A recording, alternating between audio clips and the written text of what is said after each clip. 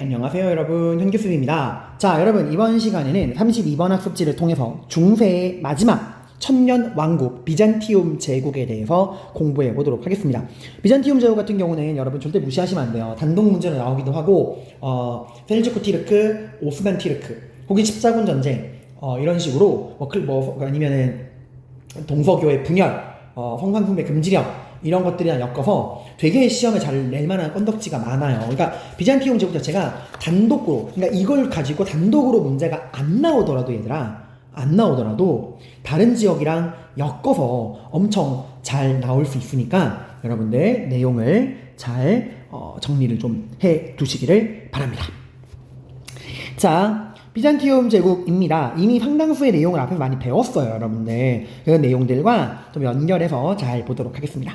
자, 여러분, 우리 하도 많이 들어서 이제 완벽하게 배웠죠? 로마가 서로마, 동로마로 분열되었습니다.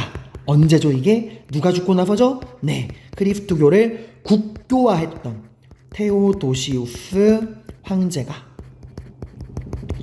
사망한 이후에 로마는 서로마, 동로마로 분열됩니다. 테오도시우스 황제하면 기독교 국교화 꼭 기억해두세요. 그리스도교를 국교화한 이후에 이제 로마는 서로마, 동로마로 분열되게 됩니다. 자, 그 이후에 이제 그 이후에 이렇게 로마가 테오도시우스 황제가 죽은 다음에 서로마, 동로마 분열하고 누가 본격적으로 들어옵니까? 게르만족들. 그 게르만족들이 주로 서로마 지역으로 쳐들어와서 자기들만의 나라를 만들죠. 고트족, 롬바르드족, 반달족, 프랑크족. 근데 상대적으로 이 동로마는 안전했습니다. 왜? 이미 서로마는 껍데기였어요. 이제 로마가, 얘들아, 로마 제국이 원래 수도는 로마였지만 콘스탄티누스 황제, 밀라노 친령과 니케아 공의회를 개최했던 그 콘스탄티누스 황제 때 이미 수도를 로마에서 어디로 옮겼죠? 네, 콘스탄티노폴리스로 옮겼잖아, 얘들아. 한 나라의 수도가 옮겨간다는 건 그 나라의 모든 통치 역량과 지배 역량이 다 옮겨간다는 거예요. 그래서 콘스탄티누스 황제 이후로 사실상 로마를 중심으로 한 서쪽 지역은 껍데기였고, 이 콘스탄티노폴리스를 중심으로 한 이 발칸반도랑 소아시아가 로마의 중심지였어요. 그래서 로마가 분열된 이후에 이 게르만족들은 동로마로는 못 쳐들어오고 이 빈껍데기였던 서로마 지역만 괴롭힌 겁니다. 참고로 여러분, 이 비잔티움 제국의 수도인 이 콘스탄티노폴리스 있죠, 여러분들? 자, 원래 수도는 어디였다고, 얘들아? 아이고, 이거 죄송. 원래 수도는, 왜 이래? 죄송합니다. 제가 마음이 급해서. 원래 수도는 로마였다가 언제 수도로 옮겼죠? 천도. 로마에서 콘스탄티노폴리스 수도한 게 누구야? 그지? 디콘테 라인의 두 번째, 밀라노 친령과 니케아 공의회, 콘스탄티누스 황제가 수도를 옮긴 거야. 그리고 이름을 뭐로 지은 거예요? 콘스탄티누스의 도시, 콘스탄티노폴리스로 이름을 바꾼 거야. 근데 얘들아, 그거 아니? 원래 콘스탄티노폴리스의 원래 이름은 비잔티움이었어. 헷갈리면 안 돼요. 로마라는 도시도, 얘들아, 로마는 도시 이름인 동시에 로마 제국을 지칭하는 나라 이름이잖아. 카르타고 역시도 도시 이름인 동시에 카르타고 나라를 지칭하는 거잖아요. 그러니까 원래 이 콘스탄티노폴리스의 원래 이름은 비잔티움이었어, 원래 이름이. 근데 이거를 이제 콘스탄티누스 황제가 수도를 로마에서 여기 비잔티움으로 옮기면서 비잔티움이라는 이름을 콘스탄티누스의 도시, 콘스탄티노폴리스로 바꾼 거야. 그리고 나라 이름은 비잔티움 제국으로 한 거예요. 알겠죠, 여러분들? 하여튼, 그리고 이런 콘스탄티노폴리스를 중심으로 한 비잔티움 제국은 게르만족의 침략으로부터 나라를 안전하게 지킵니다. 그리고 이 콘스탄티노폴리스, 동로마, 비잔티움 제국에는 교황이 없죠. 여기는 정교 일치야. 황제, 교황주의. 정치적인 지배자인 황제가 종교적인 지배자인 교황 역할을 함께 하는 거야. 즉, 황제가 교회를 지배하는 겁니다. 우리가 치면 단군, 왕검. 이슬람파로 따지면 술탄 칼리프야. 그리고 여기 수도 콘스탄티노폴리스, 여기는 동서교통과 무역의 중심지였어. 원래 이름은 비잔티움이었는데 콘스탄티누스 황제가 로마에서 수도로 옮기면서 비잔티움을 콘스탄티누스의 도시라는 뜻의 콘스탄티노폴리스로 바꾼 거예요. 그리고 6세기 때, 꽤 이르죠. 6세기 때 유스티니아누스 대제, 이 사람이 비잔티움 제국의 전성기를 이끈 왕입니다. 유스티니아누스 대제가 6세기 때 등장을 해요. 그래서 로마 제국의 영토를 상당 부분 회복합니다. 그리고 여기 아래 지도가 나오죠. 당시 유스티니아누스 황제가 원래는 이 동로마가 이 발칸반도랑 소아시아 여기를 중심으로 했었는데 유스티니아누스 대제 때 거의 다 회복했죠. 어마어마한 땅을 다 회복한 거야, 얘들아. 특히 북아프리카의 반달 왕국 그리고 이탈리아 반도의 동고트 왕국 이 두 개를 유스티니아누스 황제가 점령한 거야. 특히 그래서 반달 왕국의 중심지 우리 카르타고 해가지고 선생님이 설명했죠. 페니키아인들, 지중해랑 흑해를 무대로 해상 무역을 한 페니키아인들이 만든 식민도시 카르타고. 그 카르타고가 로마랑 포에니 전쟁으로 지중해 지배권 놓고 싸우고 로마에게 패배한 이후에 카르타고가 로마의 속주가 되었다가 반달족이 여기를 점령하고 여기를 중심으로 반달 왕국을 만들죠. 이 반달 왕국을 무너뜨린 게 유스티니아누스 황제야. 그래서 동고트 왕국과 반달 왕국을 무너뜨렸다. 그래서 로마 제국의 영토를 상당 부분 회복합니다. 이걸 누구랑 구분하라 그랬죠? 카로루스 대제. 카로루스 대제는 옛 서로마 제국의 영토를 회복한 거야. 이 사람이 동로마로 원정 오지 않았어요. 근데 유스티니아누스 대제는 카로루스 대제보다도 훨씬 이전이지. 훨씬 이전이잖아요. 카로루스 대제 같은 경우는 768에서 814. 8세기에서 9세기 초 때 사람이야. 그러니까 훨씬 더 유스티니아누스가 먼저예요. 카로루스 대제는 동로마로 원정 가지 않았습니다. 카로루스 대제는 옛 서로마 영토로 회복한 거고 유스티니아누스 대제가 옛 로마 제국의 영토를 상당 부분 회복한 거야. 특히 동고트족 그리고 반달족, 반달왕국 이렇게 점령을 했다. 특히 반달왕국을 점령했다라는 게 되게 중요한 거죠, 여러분들. 뭐 소고트, 이베리아 반도의 소고트 지역도 일부 점령하긴 했지만 핵심은 북아프리카의 반달족이 만든 반달 왕국과 이탈리아의 동고트족이 만든 동고트 왕국을 유스티니아누스 대제가 점령함으로써 옛 로마 제국 영토를 상당 부분 회복했다. 그러면서 이 사람이 만든 법전이 로마 하면 법이죠, 여러분들. 로마법을 총정리한 로마법 대전. 다른 말로는 유스티니아누스 법전. 같은 말이야. 시험에 로마법 대전이라고 나오건 유스티니아누스 법전이라고 나오건 같은 말이야. 로마법 같은 경우는 여러분 기억하시나요? 로마 최초의 성문법이 뭐였지? 12표법이었지. 귀족들의 자의적인 법 해석을 금지했던. 성산사건 이후에 호빈관이 설치됐지만 여전히 귀족들이 평민들을 괴롭히니까 이 로마 최초로 성문법 만든 게 12표법이었죠. 귀족들의 자의적 법 해석 금지. 그 이후에 나온 게 시민법. 동맹시 전쟁 때문에 나왔지. 동맹시 전쟁. 이탈리아의 동맹시들이 이제 그 로마의 시민권을 이탈리아 반도에도 확대해달라라고 해서 이 동맹시 전쟁이 터지고 동맹시 전쟁으로 로마가 비록 이겼지만 로마는 동맹시의 조건을 들어주어서 이제 로마의 시민권은 도시 로마뿐 아니라 이탈리아 반도 전체로 로마 시민권이 확대가 됩니다. 그리고 나서 로마가 제국에 들어갔을 때는 이제는 이탈리아 반도를 넘어 속주인에게까지 시민권이 확대되는 만민법이 나와야 되더라. 그리고 이 모든 걸 정리한 게 로마법 대전 유스티니아누스 법전이에요. 모든 로마법을 총정리한 겁니다. 그리고 이 사람이 만든 게 성소피아 성당이야. 성소피아 성당. 이걸 만들고 나서 유스티니아누스 대제가 솔로몬이여 난 당신을 뛰어넘었다 라고 말했다. 그래. 솔로몬이 예루살렘 성전을 만든 사람이잖아. 그래서 유스티니아누스 황제가 성소피아 성당을 만든 다음에 내가 솔로몬을 뛰어넘었다 라고 작복을 했어요. 근데 이 성소피아 성당은 나중에 이슬람에 의해서 능욕당하죠. 알다시피 이 비잔티움 제국은 그 메흐메트 오스만 제국의 메흐메트 2세가 여기 아래다 적어놔. 아니다. 죄송합니다. 제가 정신이 없네요. 이 메흐메트 2세에 의해서 비잔티움은 멸망하잖아. 비잔티움 제국은 멸망하죠. 1453년에 오스만 제국의 메흐메트 2세에 의해서 멸망합니다. 그리고 비잔티움 제국을 무너뜨린 오스만 제국의 메흐메트 2세는 콘스탄티노폴리스의 이름은 이스탄불로 바꾸고 성소피아 성당은 이슬람 사원으로 개종하잖아. 첨탑을 미나렛. 이걸 미나렛이라 그래. 이슬람식 첨탑 미나렛.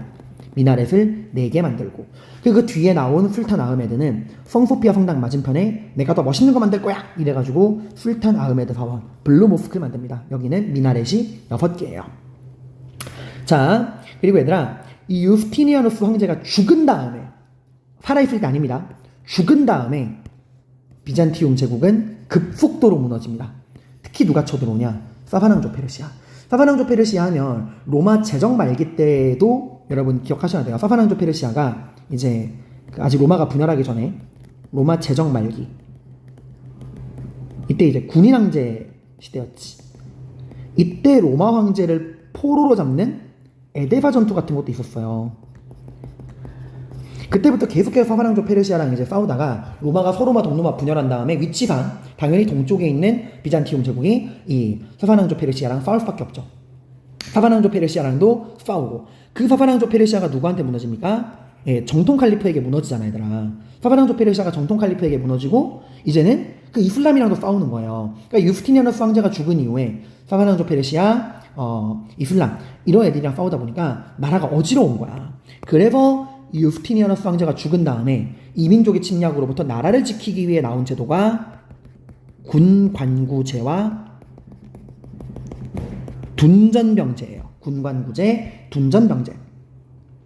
군관구제 같은 경우는 이게 뭐냐면 여러분들 말 그대로 전국을 군사구역으로 나누는 거예요. 여기 나오죠? 이거 설명 읽어볼게요. 군관구제는 비잔티움 제국을 31개의 군관구, 군사구역으로 나누고 여기에 황제가 임명한 군사령관이 파견이 되고 그 군사령관이 31개의 군관구에 이제 파견된 군사령관이 군사, 행정, 사법을 모두 담당하는 거야. 그래서 군사령관이 군사, 행정, 사법을 모두 쥐고 있기 때문에 외침에 빠르게 대응할 수 있었다. 다시 한번 군관구제는 뭐라고요?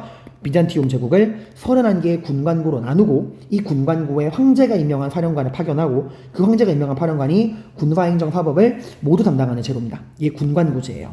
그리고 둔전병제는 이 땅에 싸울 군인들이 필요할 거 아니야. 그래서 농민들에게 토지를 나누어주고 군역의 의무를 지게 하는 거야. 다시 한번 누구한테? 농민들에게 군역에 종사하는 대가로 토지를 주는 거예요. 그리고 너가 이 군역의 의무를 너희 자식들에게도 물려준다 한다면 토지를 세습하게 하겠다. 그래서 농민에게 토지를 지급해서 자영농으로 만들고 그 자영농들에게 군역을 부과해서 국방력을 강화시킨 거야. 그러니까 로마 공화정 초기 때 있죠? 건실한 자영농.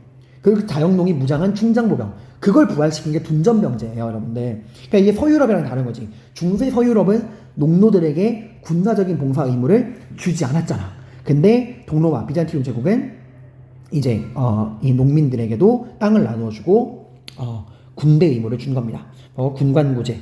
전국을 군관구로 나누고 군사령관을 파견해서 군사행정사법을 담당하게 한 거. 둔전병제는 그 땅에 살고 있는 농민들에게 땅을 주고 농민들을 군대에 징집을 한 겁니다. 이 군관구제란 둔전병제는 유스티니아누스 황제가 한 게 아니에요. 유스티니아누스 황제가 죽은 다음에 이런 제도가 나온 거야. 왜? 이민족의 침략에 대응하기 위해서. 한동안은 좀 부흥을 해요. 마침 이슬람이 분열하기도 하고. 하지만 당장의 위기를 넘기니까 지배층들이 맛이 갑니다.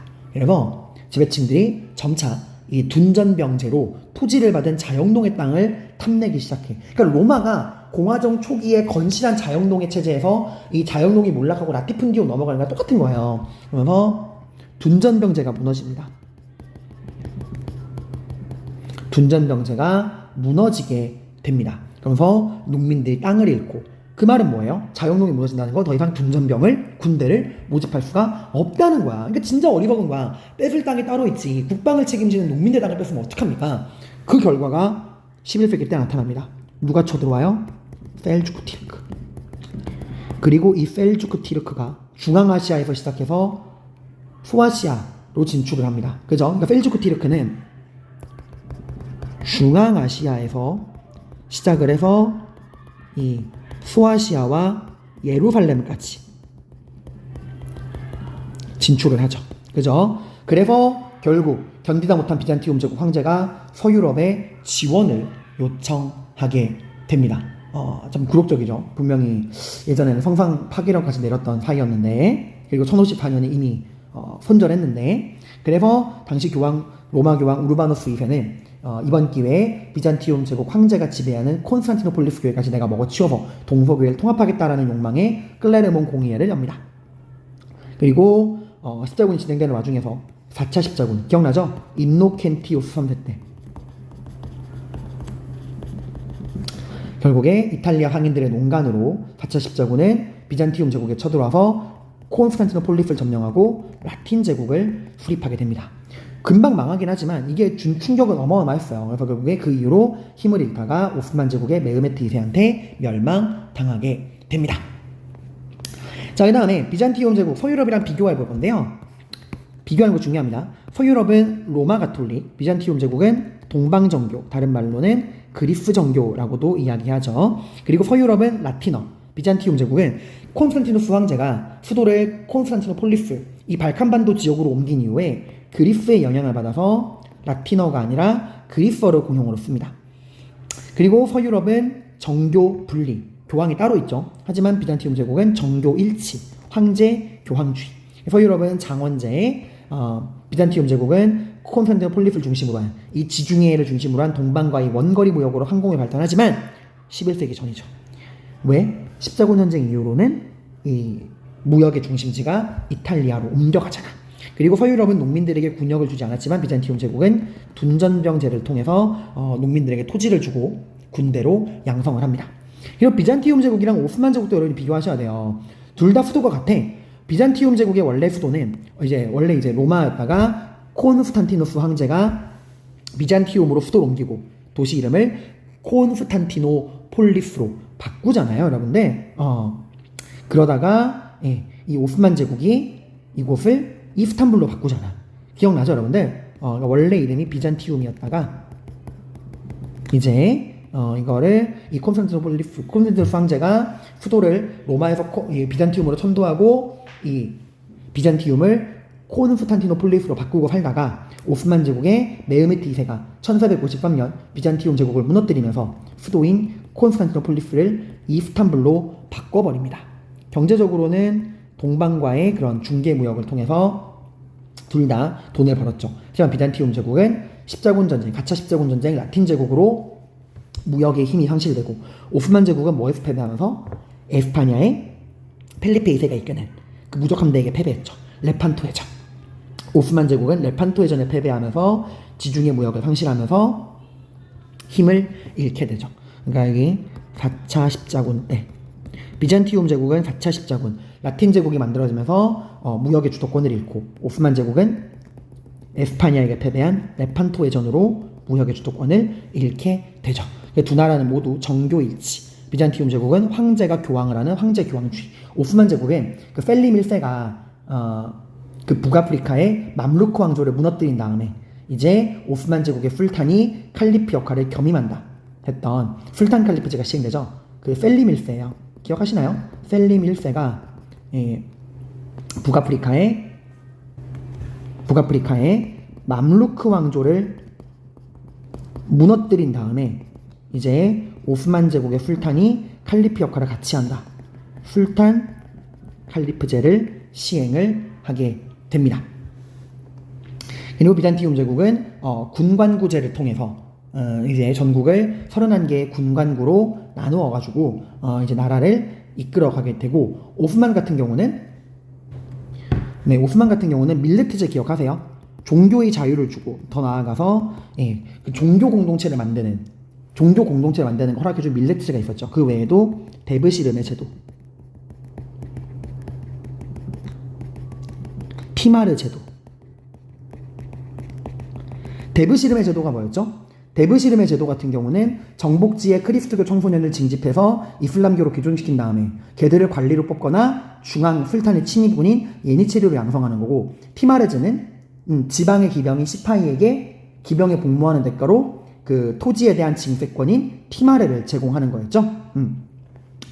자, 그리고 비잔티움 제국의 문화 같은 경우는 공용어는 얘들이 뭐라고요? 그리스어를 쓴다고요. 그리고 그리스의 고전과 이런 연구를 보존했다가 이게 나중에 이탈리아로 넘어가서 르네상스에 영향을 줍니다. 그리고 이 그리스 정교, 동방 정교를 바탕으로 그리스 로마 문화와 헬레니즘 문화를 융합을 해요. 대표적인 게 비잔티움 양식, 성소피아 성당, 그리고 유스티아니누스 황제가 만든 로마법을 총집대성한 유스티니아누스 법전, 그리고 이건 그냥 스쳐 지나가세요. 슬라브족, 동유럽 문화에 더 발전을 주어서 나중에 이런 비잔티움 제국이 보존하고 있던 이런 문화가 슬라브족에게까지 러시아에 넘어가서 러시아에도 성소피아 성당이 있어. 키릴 문자 뭐 이런 것들, 이런 것들은 이런 게 있구나 정도만 보시면 됩니다. 그래서 비잔티움 제국까지 끝냈고 중세가 끝났네요. 이 나머지 내용들도 여러분이 보시고 문제도 꼭 풀어 보시기를 바랍니다. 고생 많으셨습니다.